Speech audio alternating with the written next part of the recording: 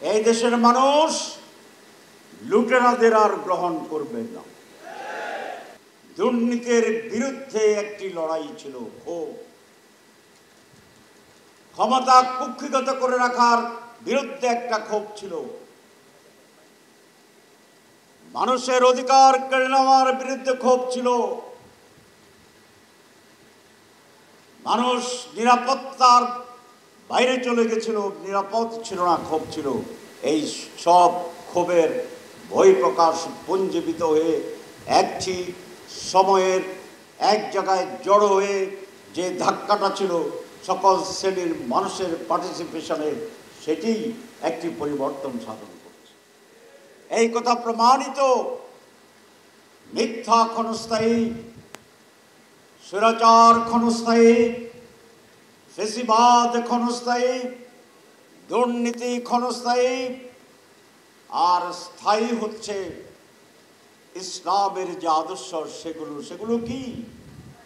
মানবতা, সেগুলো কি সম্মান, সেগুলো কি সকল মানুষের ন্যায্য অধিকার, সেগুলো কি দুর্নীতি মুক্ত মানুষ এবং সমাজ, সেইগুলা কি পারস্পরিক অধিকার, প্রতিবেশীর অধিকার, নিরাপত্তার নিশ্চয়তা, সেগুলা কি সকল ধর্মের মানুষের তার বিশ্বাস এবং ধর্ম পালনের পূর্ণ নিশ্চয়তা এবং তাদের নিরাপত্তা, সেগুলা কি? সেগুলো হচ্ছে প্রত্যেকটা নারী তার অধিকার পাবে, প্রত্যেকে শিশু তার অধিকার পাবে, প্রত্যেকে বৃদ্ধ তার অধিকার পাবে, প্রত্যেকে দরিদ্র তার খাবার পাবে, ৭০ টাকার মতো কাপড় পাবে, এবং এমন এক নিরাপত্তার বেষ্টনী সারা দেশে থাকবে। আল্লাহর রসুল যেটা বলেছে, মক্কা থেকে সিরিয়া পর্যন্ত একটি নারী একা যাবে রাতের বেলায়, আল্লাহর ভয় আর বাঘের ভয় ছাড়া আর কোন মানুষের ভয় থাকবে না। এই কথা মানুষের কাছে পৌঁছাবে কে? কে কে কে?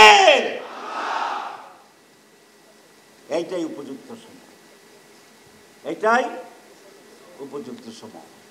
প্রত্যেক দিন সূরা নসর পড়বেন, বেরিয়ে যাবেন, মানুষকে দিনের দাওয়াত দেবেন, গিফট নিয়ে যাবেন, খাবার নিয়ে যাবেন, সেবা নিয়ে যাবেন।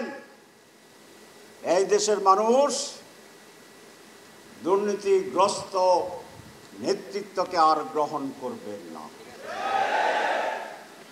এই দেশের মানুষ লুটেরাদের আর গ্রহণ করবেন না।